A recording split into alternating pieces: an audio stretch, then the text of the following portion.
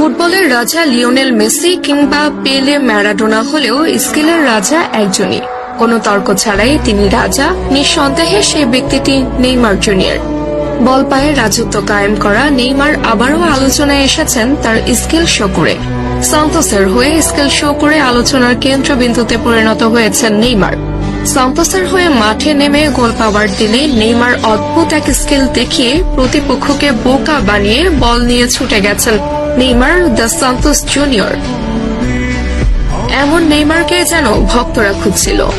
goal.com এর প্রকাশিত এক শর্ট ভিডিওতে দেখা যায় লং বল রিসিভ করে নেইমার লাফিয়ে উঠে প্রতিপক্ষের বাড়ানো বল নিজের বুকে নিয়ে গ্রাউন্ডে টাচ করিয়ে পায়ের কারুকাজে প্রতিপক্ষের প্লেয়ারের মাথার উপর দিয়ে বল ঘুরিয়ে নিয়ে আসেন নেইমার। তা দেখে অবাক বনে যান মাঠে উপস্থিতরত ব্যক্তিরা। একজন ফুটবলার কতটা পারদর্শী হলে অন টাইমে এমন স্কিল শো করতে পারেন সেটি যেন আলোচনার বিষয়।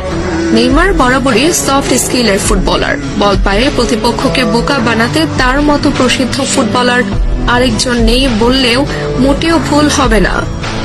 তবে এমন স্কিল ফুটবলারের সার্ভিস সান্তোস কতদিন নিতে পারবে সেটি